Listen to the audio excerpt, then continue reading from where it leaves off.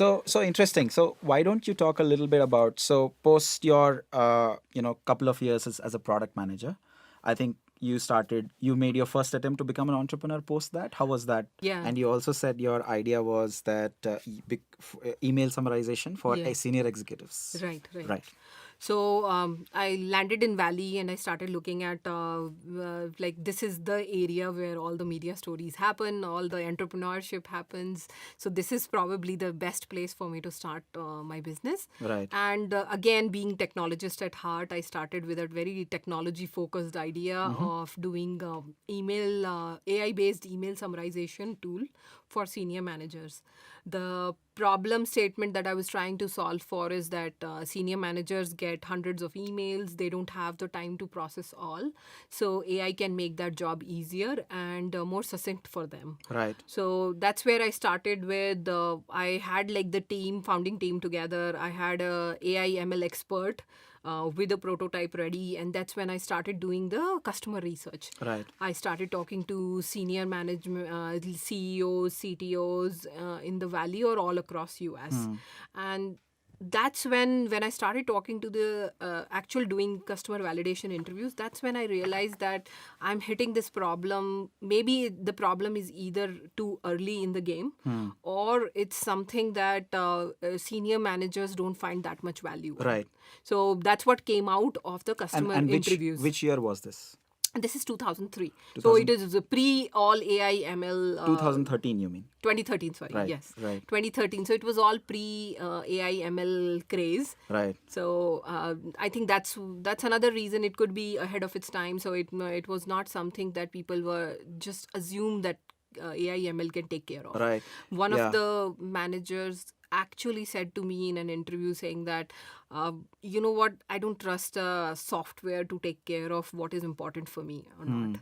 Yeah, very interesting. See, one of the problems of doing a startup in terms of building an innovative startup is to work on an idea that is logically valuable and you are convinced that it's valuable, but convincing your customers that it can generate value, especially in the early stage because the product is not yet ready, customers have not yet proven them, you have not yet had proven customers and stuff like that. Right. So during that time, it's kind of hard to explain to your target market what is the value of this product going to be.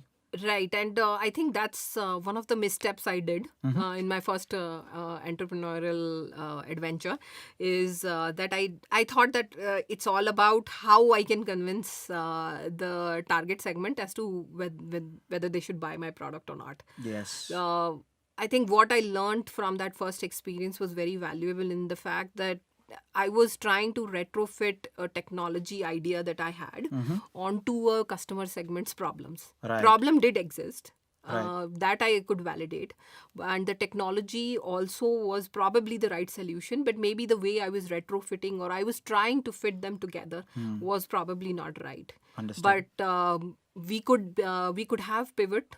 We could have done a pivot and then maybe moved on to something which could have worked, but we unfortunately ran out of the money that I had initially put in to the business idea, and that's when I had to go back to a corporate paying job. Right, right. No, very interesting, and it's good that you're sharing this.